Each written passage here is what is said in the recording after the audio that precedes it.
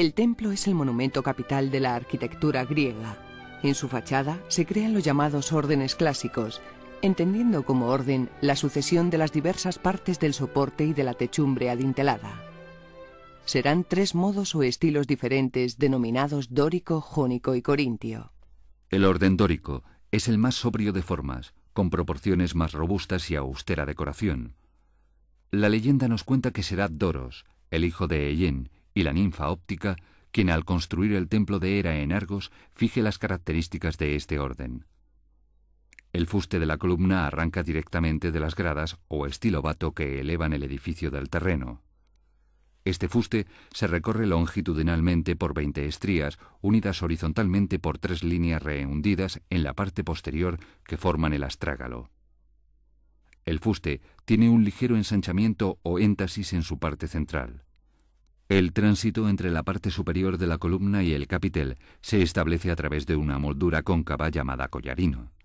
El capitel consta de equino, una almohadilla de sección parabólica, y el ábaco, paralelepípedo de base cuadrada y planos rectos. La techumbre constituye el entablamento y consta de 3 partes: arquitrabe, friso y cornisa. El arquitrabe es liso. El friso está constituido por triglifos y metopas. La cornisa carga en saledizo sobre el friso y consta de un primer cuerpo liso o geisón y una estrecha moldura curva aún más saliente llamada cima. El templo tiene cubierta inclinada a 2 aguas, y en las fachadas más estrechas forma sobre la cornisa un plano triangular o frontón cuyo fondo se denomina tímpano. Las figuras animales o vegetales que coronan el frontón son las acróteras. El orden jónico es más esbelto y tiene mayor riqueza decorativa. La tradición griega cuenta que se inventa en el templo de Artemisa en Efeso para dar a la columna la delicadeza del cuerpo femenino, imitando en las volutas los rizos del peinado de la mujer. La columna descansa sobre una base moldurada compuesta de una losa cuadrada o plinto y 3 cuerpos circulares. El fuste carece de éntasis y está recorrido por 24 estrías verticales terminadas en redondo en los extremos. En la parte superior, la columna se enriquece con el contario, formado por un hilo de perlas. El capitel consta de un equino decorado con temas aovados y apuntados que recibe el nombre de cimacio. Sobre este descansa una almohadilla terminada en las volutas, elemento característico de este orden. El arquitrabe consta de 3 fajas en progresivo avance. El friso es liso, pero también puede recibir decoración. La cornisa está formada por un cuerpo de dentellones o tacos rectangulares, un segundo cuerpo liso más prominente y la cima, de sección curva. El frontón también tiene tímpano y acróteras. El corintio, más que un orden, solo es un capitel, ya que el edificio que lo emplea sigue las normas del jónico. El origen legendario alude a una joven de Corinto fallecida. Sus padres depositan sobre su tumba el cesto de sus labores y la diosa Gea hace brotar a su alrededor hojas de acanto y rosas, que serán admiradas por el platero Calímaco, copiando el bello modelo que tenía delante en el capitel mencionado. Así, la columna también descansa sobre una base moldurada. El fuste carece de éntasis y está recorrido por 24 estrías verticales terminadas en redondo en los extremos. El arquitrabe consta de 3 fajas en progresivo avance.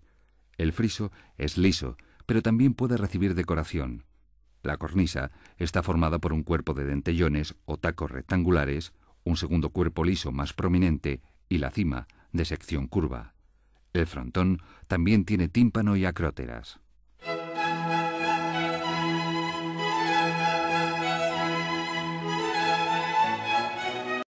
La ciudad de Atenas era una urbe populosa en cuyas calles angostas convivían casas pequeñas y pobres con edificios grandes y lujosos. Un conjunto de casas descubierto cerca de la Acrópolis nos sirve para realizar una reconstrucción hipotética de una de ellas, de finales de la época clásica. Sobre el plano vemos que la disposición de las casas tiene una forma irregular, siendo la del medio mucho más grande, con 10 habitaciones en la planta baja y un amplio patio. El acceso a la vivienda se realizaba a través de un pequeño pasillo que desembocaba en el gran patio central, verdadero corazón de la casa, donde se situaba el altar para los sacrificios a los dioses familiares. Alrededor del patio se disponían las diferentes estancias. Al otro lado del patio hay una sala con pavimento de mosaico, probablemente para realizar recepciones. Esta estancia da acceso a una dependencia trasera de uso desconocido. Atravesando de nuevo el patio, llegamos al comedor de los hombres, el andrón o sala de banquetes. En esta sala los varones celebraban el simposio, un banquete privado muy popular en Atenas.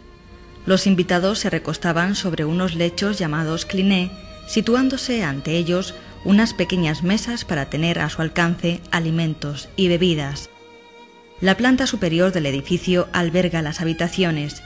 En este edificio, el gineceo, la parte de la casa reservada para la esposa, las hijas y las siervas, debía situarse en la parte superior. Las ventanas son escasas y pequeñas. El dormitorio principal, al igual que el resto de las habitaciones, tenía muy pocos muebles, una cama y algunos taburetes y baúles. Los muros de la casa fueron hechos de adobe, apoyados en un zócalo de piedra. Los tejados, cubiertos de tejas de terracota, eran sustentados por viguería de madera.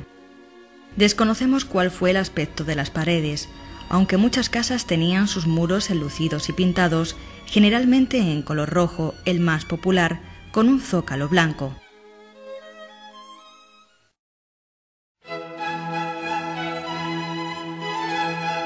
La expansión del mundo romano se basó en una red de miles de ciudades a lo largo del imperio que difundieron el modo de vida urbano.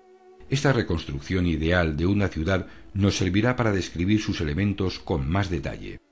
Todos los núcleos de población importantes estaban protegidos por una muralla en la que se abrían varias puertas. Muy importante era el foro o plaza pública, un espacio abierto de carácter monumental. Para garantizar el suministro de agua, los ingenieros romanos construyeron largos acueductos que la llevaban a la ciudad desde lejanas distancias. Las termas constituyeron uno de los edificios básicos para toda urbe, pues los romanos fueron grandes aficionados a los baños públicos. En ellas, los ciudadanos podían disfrutar en su tiempo de ocio haciendo gimnasia o bien podían hacerse dar un masaje. La sociedad romana invertía gran parte de su ocio en acudir a espectáculos que se representaban en teatros, anfiteatros y circos. Los anfiteatros, en los que se celebraban combates de gladiadores, se hacían a veces siguiendo el modelo del Coliseo de Roma, en el que cabían hasta 50.000 espectadores. Otro edificio importante era el circo. En él se desarrollaban espectáculos como las carreras de cuadrigas. Para ello tenía una pista ovalada dividida por un muro central adornado con estatuas y trofeos, mientras que a los lados se situaban los graderíos. Pero en la ciudad romana también existían edificios dedicados al culto, como basílicas o templos. Estos últimos albergaban las múltiples divinidades del panteón romano, y aunque podían ser de varios tipos, se caracterizaban siempre por su simplicidad y equilibrio. Por último, las ciudades romanas se caracterizaban por su abigarrado conjunto de viviendas agrupadas en manzanas más o menos regulares. Quienes podían permitírselo habitaban en casas de una sola planta. Estas contaban con un atrio o patio central, desde donde se accedía a las principales estancias, algunas decoradas con mosaicos. Si era posible, un patio interior servía para solaz de sus habitantes.